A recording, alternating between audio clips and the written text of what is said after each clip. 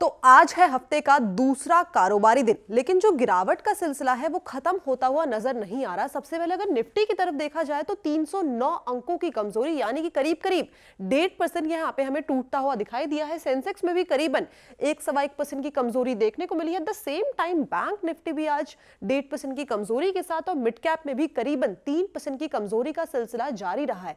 इस टाइम पे अगर फार्मा, ऑटो, एफएमसीजी, आईटी और मेटल देखा जाए तो सारे इंडाइसेस में हमें 1 से 3% की कमजोरी लगातार देखने को मिल रही है। इस टाइम पे सेक्टर्स की बात कर लेते हैं। सबसे पहले बात करते हैं बैंक निफ्टी की, जहां पे हमें अप्रॉक्सीमेटली 1.36% की कमजोरी देखने को मिली है। फाइनेंशियल में 1% की, पीएसयू में 1% की।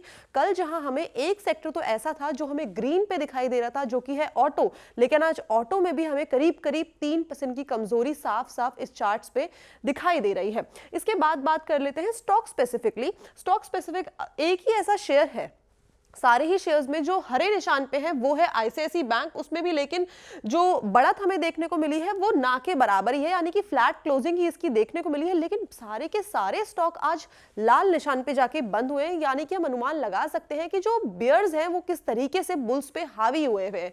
सेंसेक्स अगर हीट मैप देखा जाए तो इसमें भी आईसीआईसी बैंक 0.95% की बढ़त के साथ आज बंद हुआ है। लेकिन भारतीय एयरटेल, इन्फी, नेस्ले, टेकम, सन फार्मा, कोटक, डीएचआरएल, हिंदुस्तान यूनिलीवर, जिसके कल नतीजे भी आने वाले हैं, उससे पहले यहाँ पे एक गिरावट देखने को मिल रही है। अल्ट्राटेक सीमेंट, यहाँ सारे ही उसमें हमें एक कमजोरी देखने को मिल रही है। अब अगर कंट्रीब्यूटर की बात करी जाए तो सबसे पहले बात करते हैं निफ्टी की। यहाँ पे गेनिंग साइड में केवल एक ही कंट्रीब्यूटर है, वो है आईसीआईसी बैंक, जहां पे हमें एक फ्लैट क्लोजिंग देखने को मिली है। लेकिन लूजिंग साइड में अगर हम देखें तो देखिए कितने सारे कंट्रीब्यूटर्स है। सबसे पहला नाम आता है रिलायंस इंडस्ट्रीज का, साथ में एचडीएफसी बैंक, एमएनएम और एसबीआई, सारे ही दिग्गज शेयर्स जो है आज लूजिंग साइड के कंट्रीब्यूटर बने हुए हैं। इसके अलावा अगर बाकी के नंबर्स देखे जाएं तो आज ओवरऑल जो चार्ट का ट्रेंड हमें देखने को मिल रहा है, यहाँ पे जो बियर्स है वो काफी ज्यादा हावी होते हुए नजर आ रहे हैं। निफ्टी लूजर्स की बात कर लेते हैं सबसे पहले, क्योंकि आज बाजार में लाल निशान बहुत ज्यादा देखने को मिला है। अडानी एंटरप्राइजेज, इसमें करीब करीब 4% की कमजोरी देखने को मिली है। बीएल में करीब करीब हमें 10 पॉइंट्स की कमजोरी देखने को मिली है। एमएनएम में भी करीब करीब 4% का एक दबाव आज के सत्र में देखा गया है। साथ ही साथ कोल इंडिया 4, टाटा स्टील भी करीबन 3%, और साथ में एसबीआई में भी हमें करीबन 3% का एक दबाव आज के सत्र में देखने को मिला है। इसके अलावा हम बात कर लेते हैं मिड कैप लूजर्स की, क्योंकि गेनिंग साइड में तो आज किसी का नाम है ही नहीं।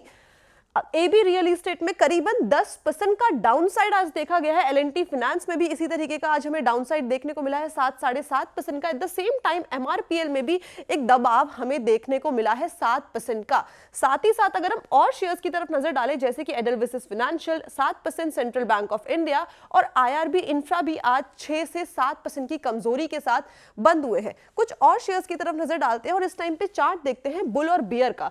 बुल की तरफ नजर डालें तो यहाँ पे 216 ऐसे शेयर्स हैं जो हरे निशान पे बंद हुए हैं, ऑल ओवर हम बात करें। लेकिन लूजिंग साइड में जो कल हमें नंबर देखने को मिला था, उसके कंपैरिजन में देखिए नंबर कितना बढ़ चुका है, 2284 नंबर हो गया है। यानी कि कल जो हमें नंबर देखने को मिला था वो था 1960 का, उससे भी बढ़ के ये कितना ज्यादा आ चुका है। लेकिन अब उम्मीदें जताई जा रही है कि कल के सेशन में क्या होगा। लेकिन आज और कल का जो हमें सत्र देखने को मिला बाजार के अंदर, वो थोड़ा सा डराने वाला जरूर था।